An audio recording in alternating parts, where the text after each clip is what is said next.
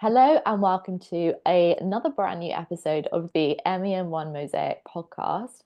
My guest today is Kathryn, who is a lovely friend of mine. We met through inner work and transformation, yoga teacher training, and we have connected and stayed in touch over, well, all sorts of different things, but health, spirituality, inner work, and energy. She has quite a background in this herself, both as a patient and also a practitioner. So I have asked her to come on and share with us her journey and what she's learned and anything that might be useful for my listeners to be taking forward with their health journey. So welcome, Kathryn. I am going to hand straight over to you and just ask you if you can share in as much or as little detail as you want to your journey with your health so far, where it kind of started, where you are now, and anything important or anything that comes to you that you feel you want to share. Um, so my journey really started, well, I was brought up Roman Catholic, and that was really important to me for a very long time. So I've always been interested in spirituality and reading biblical texts and trying to find guidance in that. And then I hit a point in my life where I was seriously unwell. Where I was so stressed, and I was diagnosed with kidney cancer.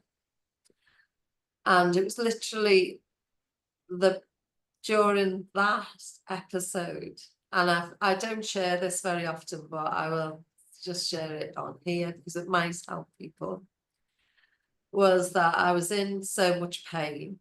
I was taken to A&E, and I had a blockage, but nobody knew what it was. And being very English, was in a tremendous amount of pain, but still just saying, I'm in a lot of pain, can somebody help me? And eventually I basically just collapsed. So in that moment, the pain disappeared and I was somewhere else. And I did see somebody who was speaking to me, and he looked so relaxed. And I always make this joke that he actually looked like Johnny Depp, but he was sitting in a chair, so relaxed, just leaning back. And he said, "Did I not tell you if you fell, I would always catch you?" And I was just so grateful to be in that place with this being, whatever he was. But he said, "But you need to go back." And I really, really did not want to go back. This was the most beautiful place. And then in my ear, I heard my grandchild speak to me. And he said, "Nana, can you open your eyes?" And in what I was thinking was, someone had brought him to the hospital. And I really didn't want him to see me pass away or in distress. So I did open my eyes. And of course, he wasn't there. But the nurses and the doctors and everything were going, right, come on, Kathryn, you're here now. Speak to me, speak to me, speak to me. It's okay. And I remember they said to me, feel into your body. Because obviously they'd given me a lot of morphine and there was no pain. And I felt into my body and there was no pain. So they were like, say, stay with us, stay with us, stay with us. So then I was taken up to the ward and they were going to operate the next day. So they were just going to remove my kidney, and that was the extent of the treatment. But I remember a nurse who was in A&E, she came up to see me, and it must have been like 3 o'clock in the morning. And she was just said, "Are you okay? You've got no pain now." I was like, "No, I'm fine." I was high as a kite by this point. And she said, "Tell me what happened." So I told her, and she said, "You wouldn't believe the amount of people who tell me something like this, where they slip. And it's so easy just to go into the next life." but something pulls them back. And she said, no, it's just not your time, isn't it? So I was like, okay. So that really was the start of my healing journey, thinking there is something that is always guiding us, always with us. And it's not frightening. It's not scary at all. Even that transition wasn't scary. So from that moment, it was just, I need to learn more about this. I need to understand what happened and why did I stay? Because it would have just been so easy not to. So that started that path. And I really do believe that you can heal yourself. So, but I needed to know how. So my first thing was to try reiki. And the first person I went to, she did not treat people who were recovering from cancer or had cancer. She didn't. And that was a little bit upsetting to be told, no, I don't want you as a patient. But it's because she feels it too deeply. But then I found somebody just on a holiday to Egypt who teaches Reiki, practices Reiki a lot, very spiritual. And I met her on a beach and she said to me, you do know we were meant to meet here? And I was like, okay. And she said, well, just let me feel into your body, which she did. And it was the first time I'd had a healing. And it was like warm electricity just passing through me, in and out, in and out. And she was a great teacher, and her name's Paola Primarosti, and she's Italian. But she always gives credit to the divine. She says, this is not me, this is asking and receiving, asking and receiving. And she was the first person who'd said to me, when I told her what happened, said, oh, well, the kidneys are related to fear. So you've been in fear for a long, long time. So what are you fearful of? You know, and I'd been through a bad divorce. I'd had a lot of trauma with some people in my family. So I had lived in that heightened state of anxiety and fear for a long time. And she was the first person who said to me, why did you do that to yourself?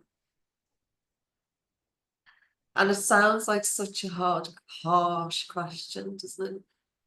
But when you're very quiet with somebody and they ask that, I think you know the answer. Deep down, you know. And I'd lost my dad and he was like my hero. So there was part of me that my answer to her was, I want to be with my father. And she said, but this is not the time. So I think that's the amazing thing about doing that type of work and working with someone who can support you like that, is they will ask you the difficult question, and then you have to be honest with yourself. What are you actually doing? And it's not a blame thing. It's, you know, it's done with a lot of compassion, that you at some point lose that belief in yourself, or you lose that love for yourself. That's the journey back, is finding the love in yourself again and saying, well, I have so many years of life left. I want to live them as much as I can.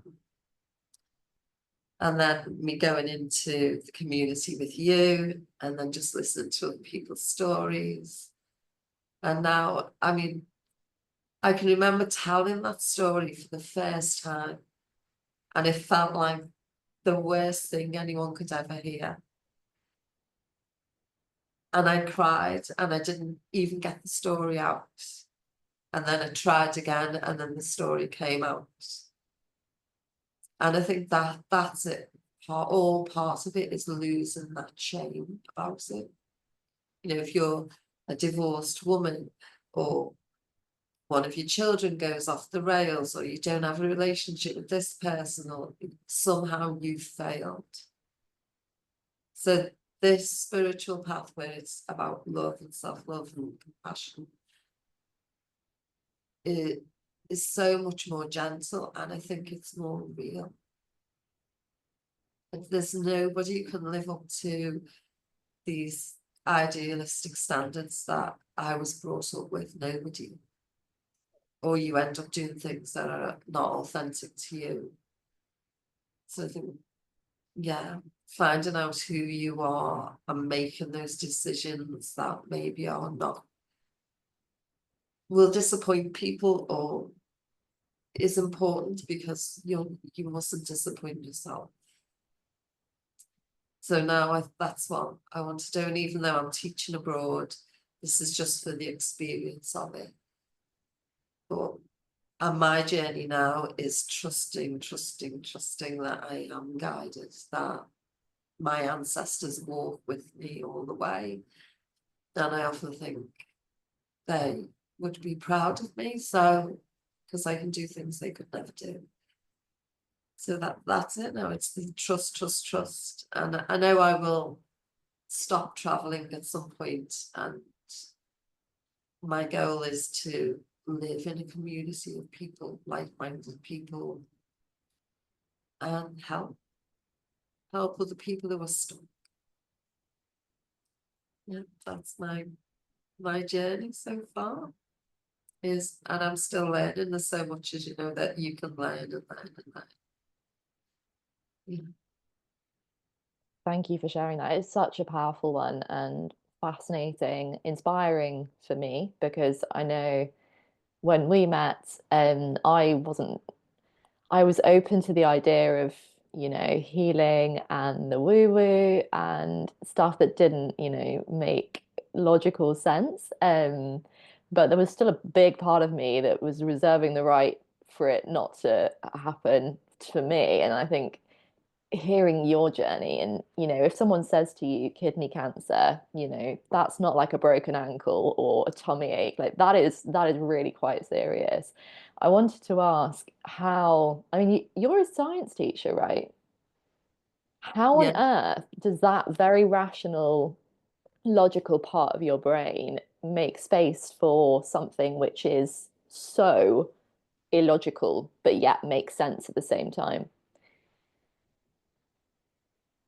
I think that's a question that people ask who don't really understand what science is, to be honest. Like, when Einstein was asked, how much knowledge do we have now of the universe? He said that, imagine all the beaches of the world. So he said something like all the beaches of the world and all the sand on those beaches. We know 1 grain of sand. It's worth, we know nothing, basically. So that always fascinated me. I don't ever see there's a disconnect between them. I just think science is just the pursuit of knowledge. It's just curiosity more than anything, and you do not have to believe anything you're told. And I actually say this to the kids in school. You know, these books that we're learning from now, they actually know this isn't true, but this is what you need to learn for your exam. But science has moved on so much from that. It's like we're still teaching genetics in the way you inherit your genes from your parents, and that's it. And so a doctor will even ask you, like he asked me, was there any kidney cancer in the family? But then he went on to say, but it isn't hereditary. We know it's not hereditary. It usually is, or it is, it's due to stress, because you're not breathing properly. So you're not breathing deeply enough to massage your kidneys. So you're not breathing deeply enough. Your diaphragm doesn't move down enough to basically make the kidneys work. They know that. So the only causal factor of kidney cancer is stress and a bad breathing pattern. But still they will ask the question just because they need to know. But if you look into it now with epigenetics and how your diet and how your health is affects your gene expression, this is so far ahead. So it really doesn't matter what genes you've inherited. Your health is the biggest player in the whole thing.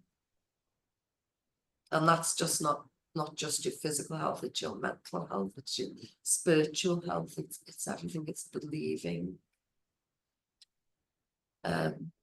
Yeah, so that's the amazing thing. And you know, even now when you read a physics book, you know, it's Stephen Hawking's and these great physicists, they say, we don't know, which scientists never used to say.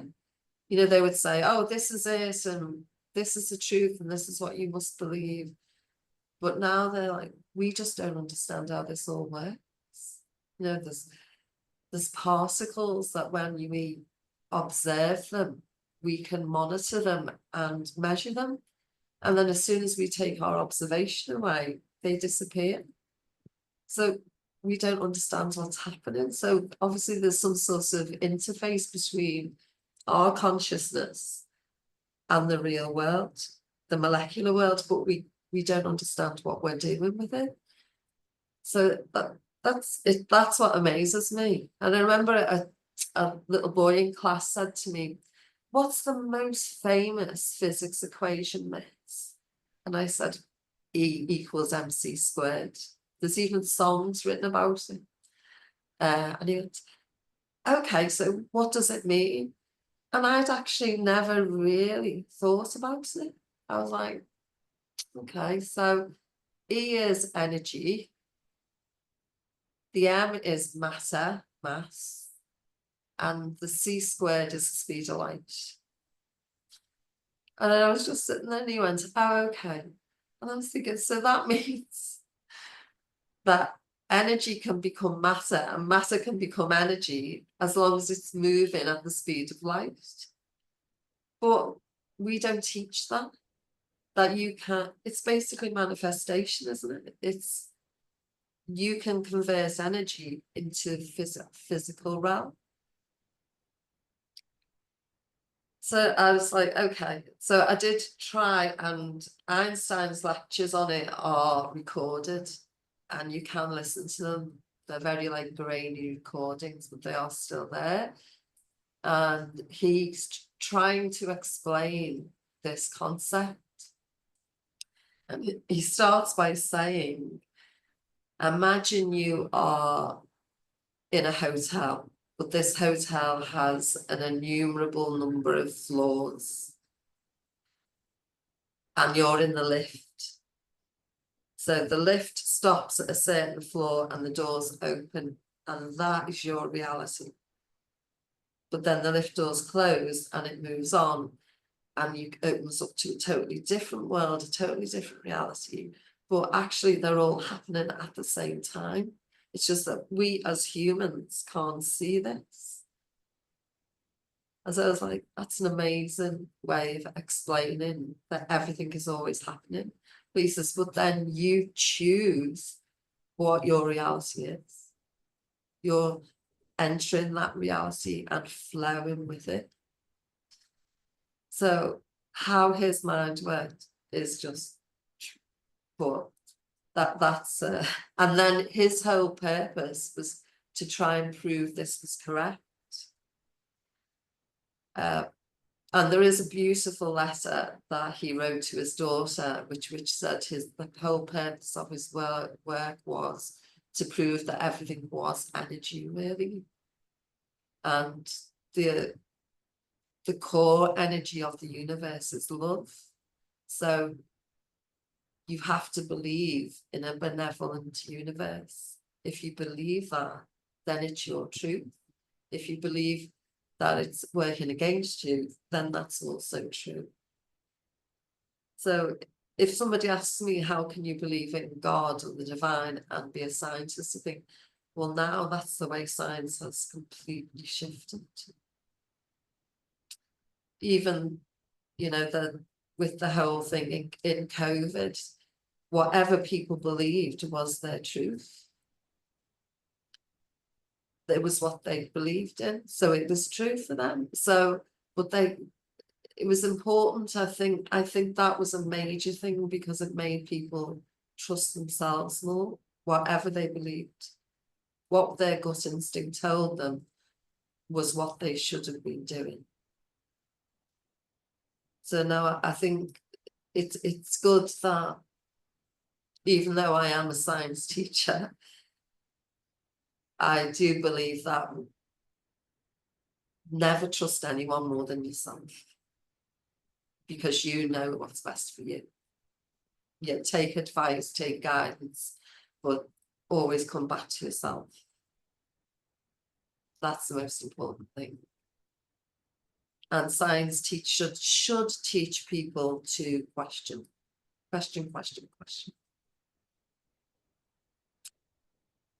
It's such a valuable skill to have, and I love the way you've explained it. I mean, you said before, we choose our reality, and you were explaining about the lift doors opening, and there's all these different realities happening at the same time. It's just whichever one we want to focus on is the one that we make our own.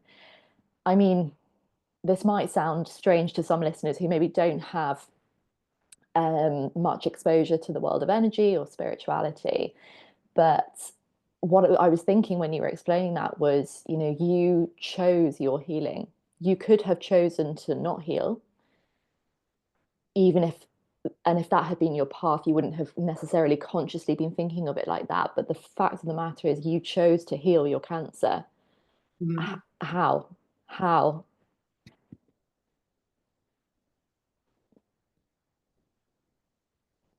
Choose to.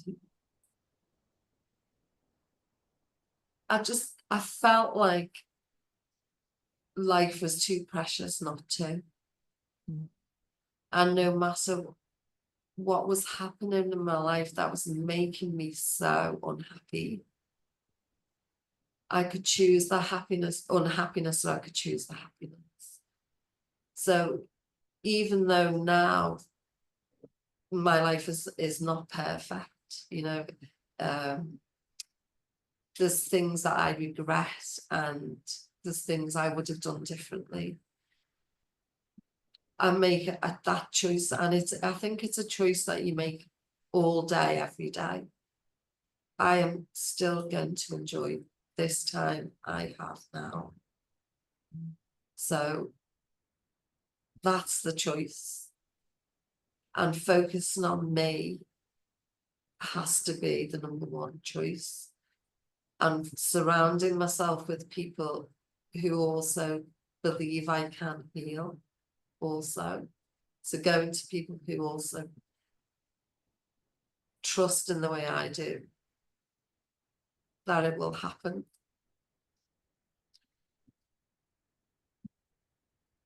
It's that's what it is. It's a matter of trust, and it's a matter of loving yourself enough to do it. Because I think when you're very, very quiet and still with yourself, you can. So it's a knowing as well. And people say, do you worry now that it's going to come back? Because I have one kidney now. So what happens if it goes into the other one? And I immediately say, well, it won't. It doesn't mean I'm not going to go and get the checkups, because I do. It doesn't mean that I'm not going to take a lot, drink all the water, watch my diet. I don't drink. I don't do things like that. So I have to look after myself. But I now, with doing the yoga and the meditation and doing the healing work, I'm also more aware of what's going on in my body. So something is wrong, you know? Whereas before, when I was seriously ill, I would just mask it. I would take a lot of painkillers. I would just push through it. I would go through them. So I think knowing that you can, trusting that you can. And there's also part of me that thinks, well, even if it did happen, it's okay, because that's my path. But I've done everything in my power for that not to. But I just think we're all okay. All will be well. Yeah. It's just this life is just this journey, isn't it? Where we're going to go through these things. And the most valuable thing is making connections and feeling loved. So that's my aim, is just to make connections and feel loved. And I think that affects your health more than anything. Oh, you've got me close to tears. What a beautiful note to end the episode on, which I'm so sad to have to do because Kathryn, I could chat to you all day and we wouldn't even scratch the surface. But I just have to say thank you so much for coming on and so willingly and openly sharing about, well, so many parts of your journey and with such honesty and authenticity. And I really hope that anyone who's listening back is able to take, you know, some nugget of gold from what you've shared. I know I've learned so much just by listening to you for the past half hour, and I feel it is, you know, a divine reason that you and I met as well. And you've been absolutely inspirational in my healing journey so far. And you reminded me of a lot of the things that I need to be reminded about that I We tend to all need to forget. be reminded. We do, we Can I do. just say one thing to finish on? Because Of it's course you something that can. somebody said to me last year, and it took me back to that moment where I met what I think was my angel. Yeah, was that the whole universe has conspired for millions and millions of years to bring you to this moment, to hear these words, to be with this person. So you should honor that every day. So when I meet somebody, like when you said you want to do this, I thought, absolutely, because what did the universe have to do to make this possible? It's just amazing for people to connect. We had to be in this place and at this time. And so when I meet somebody, I always think, this took millions of years for me to meet you. So that's what I'd like to end on. Oh, that another thing that's got me close to tears. And that's such a lovely way of seeing it as well. And it's quite true. It is quite true. It's, you know, yeah, what has needed to happen in order for us to be where we are now, and do we Just to honor be that? you. Yeah, yeah. Amazing. Oh, Kathryn, thank you so much. I wish you all the best with your health, your healing journey, your teaching out in Vietnam, which just sounds so exciting. And I know that at some point in the future, we're going to have you back on in this, not maybe not just the podcast, in the community somehow. But yeah, thank you very much for your time, and I appreciate you hugely. Thank you, Lizzie. It's a pleasure.